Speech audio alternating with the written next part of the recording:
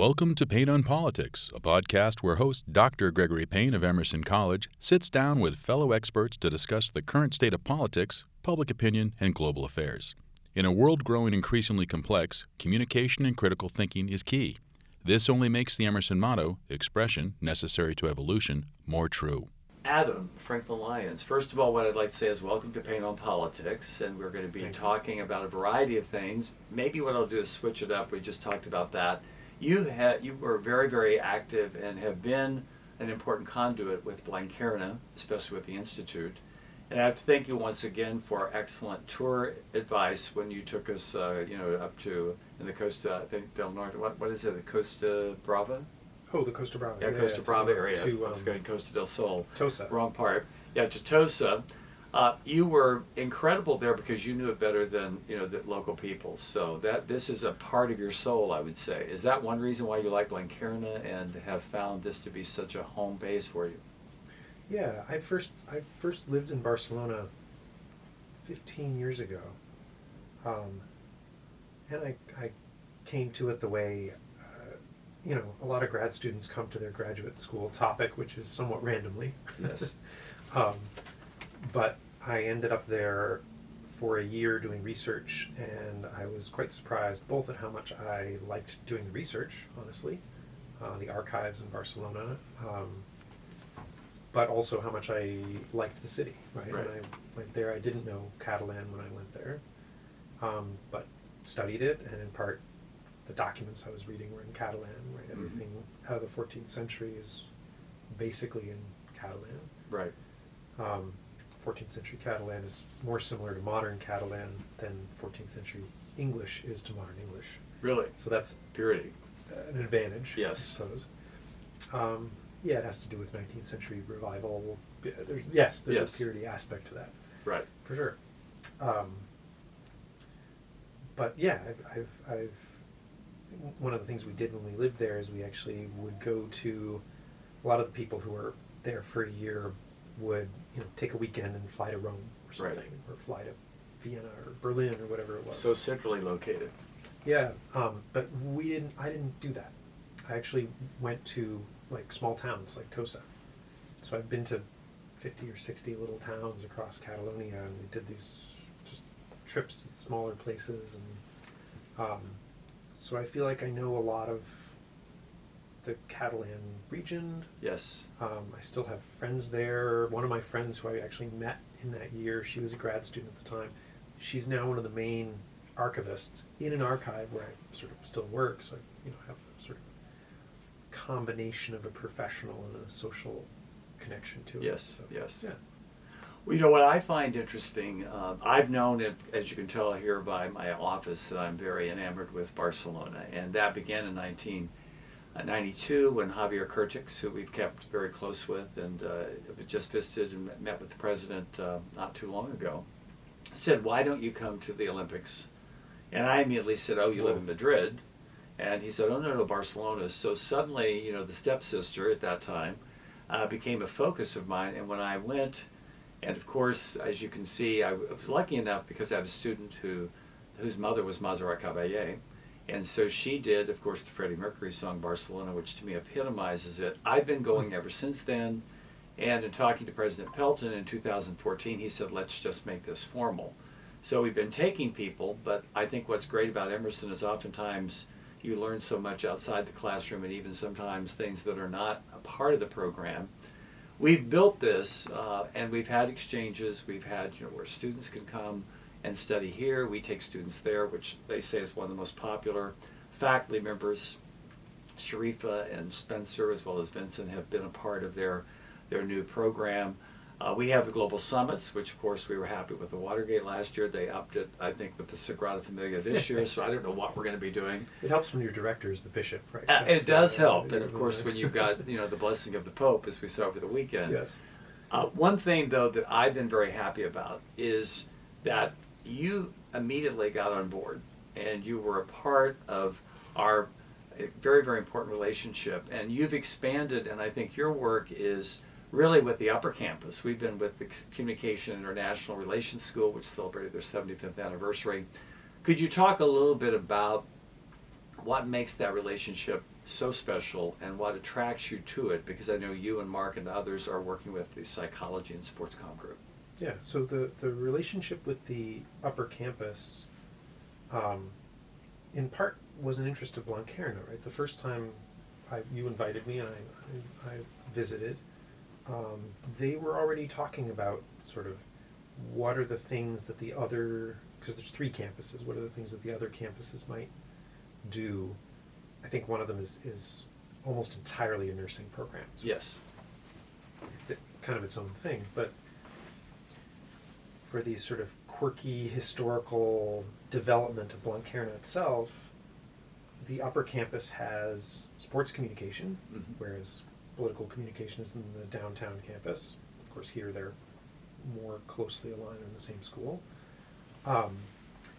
But they also have psychology in the upper campus. They have a series of things that we also do quite well and have robust programs in. So even on that first visit, they had ideas of connections that they were interested in making. And I think part of it is that the people on the upper campus see the opportunity that this generates, both for having Emerson people visit the lower campus and what that brings to them, Yes. but also the opportunities that it provides their students. And so I think the upper campus is interested in access to that. Yes. For good reason, right? Like it's a working program is a working program, and that's great. Yes. I think as a scholar and someone who really appreciates a global perspective, how important, Adam, do you think it is for us to continue the summits, the exchanges? What's the value of someone in the Marlboro Institute as well as an Emersonian who's very much, I think, an important part of that bridge? We actually have our first IDS student going in the fall. Wonderful. She's interested in environmental studies and political communication, and specifically, the combination of those I think is obvious, right? Like it's clearly a political. Yes.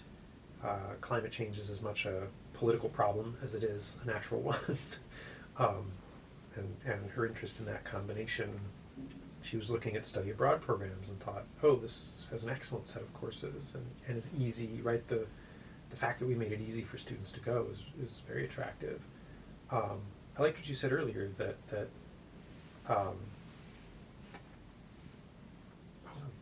you said it earlier. Sorry. He's the wise one in the room. Yes. A lot of what students learn is not in the classroom. Yes. Right? That you get things through the organizations you're part of, the other people you know, and I think universities in general undersell how much students learn from other students. Right. How much you get from, and there's actually like studies about how people's minds change and what they know, and their construction of the world can be changed by changing the group they're in. Right, and study abroad is an opportunity to do that in a more radical way. Right. It's an incredibly important part of what students can get out of college. Coming to college usually puts you in contact with a bunch of students from a bunch of places that you hadn't known before, but study abroad is yet another version of that. I think one thing that, one example of that is I'm doing a road to the White House, and it's very much into the political campaign. I have students from Blanquerna in that. Of course, they do not know. They're not the political junkies that some of our kids are. But they're taking it because they want to appreciate exactly what it's like. And what was intriguing, that first class, I said, okay, let's talk about the parliamentary system in Spain and the fact that, you have an interesting coalition right now after, looking at the autonomous movement. So from my perspective, as I said, it's a vital part of what Emerson is about. I don't think it has gotten the publicity that it needs to, because I think it's extremely popular with faculty. As you said, Sharifa, Vincent, Spencer, yourself. We had 55 people at the summit. Shepard Vargo, who's our administrative associate, is someone who got his master's over there, and he feels a great affinity to Blanquerna.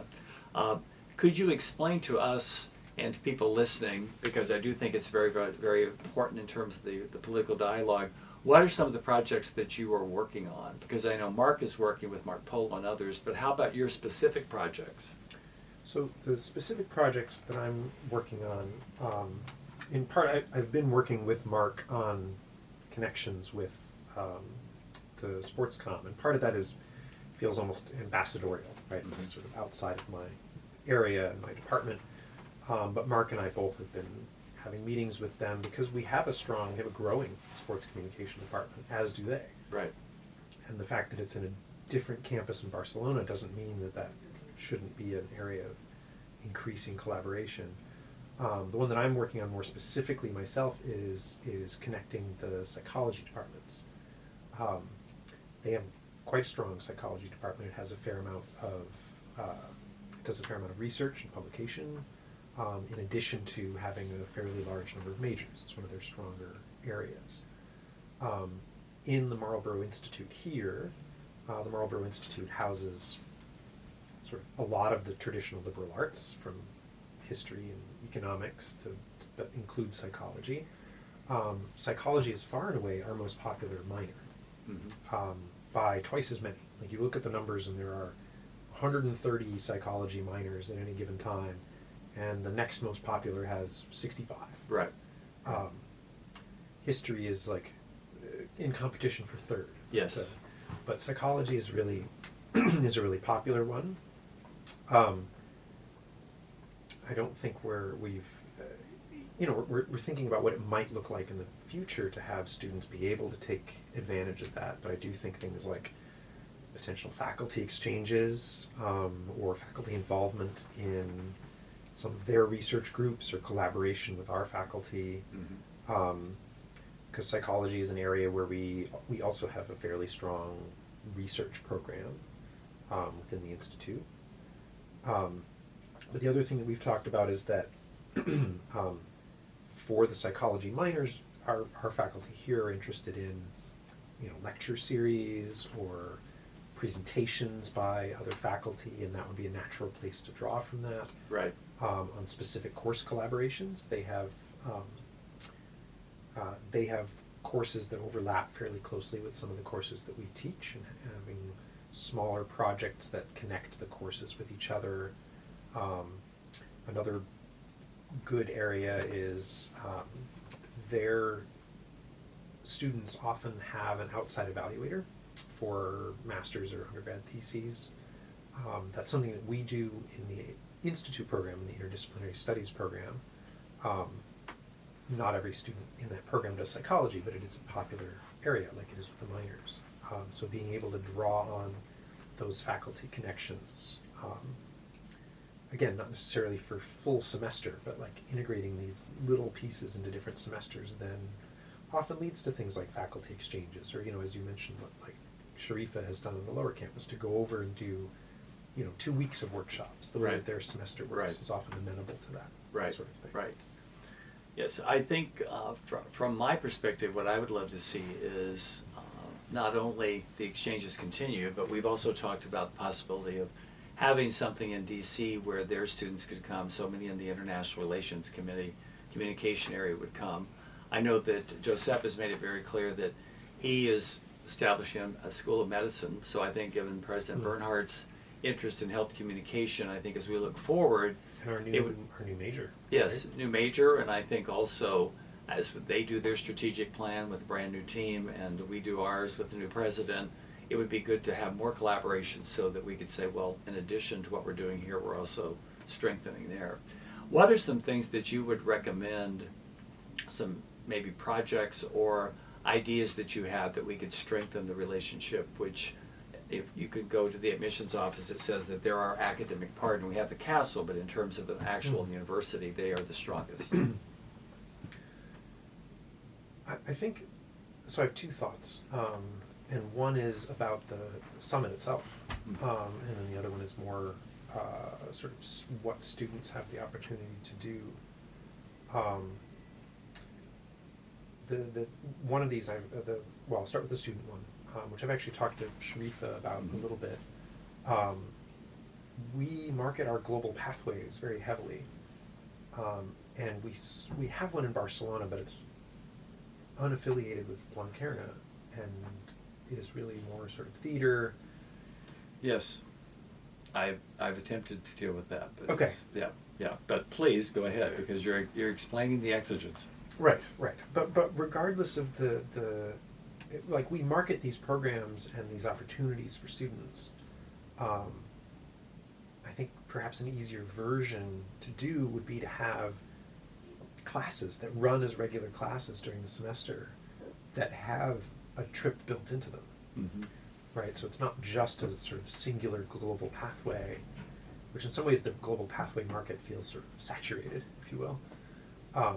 But to have courses that are, like I talked about with psychology, right, a connection with a course where you have a collaborative project built into it, but then there's actually a trip at the end or in the middle, perhaps for a break. Yes. Right, so that the course is attached to the place. And to market that alongside the global pathways as these opportunities that we have built in. Right. I think there's a question of funding, obviously, for that, right? Like, the global pathways are, you pay for in certain ways. If you took this class, like, is there some subsidy on the side of the college to make that possible? Right. Because to say that we believe in that sort of education, right? That is something that the students should have the opportunity Well, see, what to I do. think interesting in Shepard's program, which Enrique Ordeshu is now at EAE as a business team, in that program, but I think Blanquerna is still keeping it. You would come in on a Thursday, and you would teach Thursday night, Friday, Saturday. So you would get a module. And I don't know why we can't do that here, but we seem to act as though it's just so difficult to do. And I think one thing we've done, and it appears what you suggested is already happening, because we do the sports communication workshop during spring, and for the most part that's been more or less visiting, and as you know, because you've been on it, getting kind of a cultural immersion in various aspects, and going to, depending on who it is, maybe spending more time at Parliament, but also at the, for Barca. But this year Mark is wanting to do something where he's actually taking digital storytelling students, and they'll get a non-tuition 1 credit. So maybe we begin with that, and next time we could have something with the Institute. But it seems to me that it's better if it's grassroots, if it originates, and we can say, okay, here's something that's already proven. Because oftentimes the college then will say, well, how did that happen? But then usually it will become institutionalized. I think the beauty of Emerson is, it's usually creative at your level, at the faculty level. So I would say we're very fortunate to have people like you, who I think have spread the word. I think that when you look at the VMA, they're beginning to sort of also see the interest. I think Sean Clark is interested in doing some stuff with his students. But I think it would be good for us to grab the ear of the president and just explain that this is not just one off each year, but a vital part. The one thing I think that you mentioned earlier, we do have, and this is something I think we need to perfect, we have a website here, but the website on the center is much better at Blanquerna in terms of the thoroughness, because we've had ABS publications with so many of their faculty. Mm-hmm. And what's been interesting about this publication, which I originally started in 1988 just to be on American politics, and it was primarily on elections and primaries and all that, we've expanded it now to where we've looked at issues in the Catalan independence movement, but we've also looked at some of the right-wing issues that are paramount now in Europe. So we've kind of got this global publication that's baked in. And I think if we could count on you to continue to carry the story forward in with regard to what you're doing, it would be great. And as I said, for this to be a vital part of the strategic plan. Yeah, that's a good point, because we're in the process of doing that. Right. Can I ask a question about the yes. summit? Because one of my thoughts about the summit is, one of the best parts about attending it is I think they're mostly grad students, but seeing grad students from both places talk about their capstone project, their research. Yes. It's such a good venue for that. It is. The faculty collaborations are great also, right? Don't get me wrong, but it's like an excellent venue for that. And I'm sort of curious, or I've been thinking about what are the ways that could be open as a venue again, to potentially students in other majors, or these sort of further collaborations between the two schools, right? What would that look like to, either have, again, the faculty connections, right? Like a group of psychology faculty present, or, how conscious is that part of the whole plan, that this is about like giving a venue to master's students, hearing from other faculty in that way? Well, I think it is. I mean, I think we've opened it to that. I mean, one thing that we do now in the department is there is a conference called the International Academy of Business Disciplines, which is ideal. It's going to be in Las Vegas this year, but it's really a great opportunity for students to present. But I think with regard to the summit, I mean, one thing we've seen, and I think that it began a couple of summits ago, we've had so much interest in the summit that we've had the pre-summits. And we did one with Mary Ann Taylor and a couple of other people where we were dealing with issues of gender and equity and that a couple of years ago. We've got the poster out here. And that was very, very popular. Many people said to me, how are you going to do it? But we had people that couldn't afford to come to the summit. They were doing it by Zoom. But I think if we sat down with Vincent and Sharifa and others that would like to be interested, I think, as I said, Shepard is very involved in this. And not only as an alum of both places, but somebody who's interested in global bridges, and just maybe do a call to anybody who would like to be a part of this as we build it out. Because one thing that I think is an outstanding product of her pedagogy is Maria Scott has her students do a capstone presentation, and it is lockstep, just perfect presentations. And I think it would be good to showcase that, because we say we're all about presentations and communication. So theoretically, it's what we're built on. Yeah, that's it. That's it. And we'd like to herald that. So I would like to ask you to help us continue to do that. And as we look to the fall, maybe we could start saying, okay, share that, because we just brought students back from New Hampshire. We were in Iowa, which was a terrible 45 below zero scenario, and they've got very rich stories. Yeah, I have a student in one of my classes who got trapped in Iowa. Yeah, who was it? Which one was this? They were all very nervous. I think, did I send you a note? Because they asked me to send. You didn't send me a note. I'm not nervous about that. Yeah. Yes. It's fine. You were in Iowa. Yeah. Great. That sounds great to me. Well, they were in Iowa, then they were in St. Louis. They got stuck at Lambert. Then they were all very nervous. But Adam, what I would like to do is just thank you for being entrepreneurial and to realizing that we appreciate and value your leadership in this. And I think that what I would like to say is somebody who loves this program a great deal, whatever ideas you have, we would like to help you bring them to fruition. And I love the idea of a class where halfway through they come here and we go there, because it's close enough. We can definitely do that. It's not that many hours more than Los Angeles, so that's right. Why not? Yeah. No, thank you. I appreciate that. It's been a nice program to be in. Yes. Well, thank you for being part of Payne on Politics, and look forward to having you back where we can talk about how some of the things we planned are now part of the process. That'd be great. All right. Thank you. Thanks very much.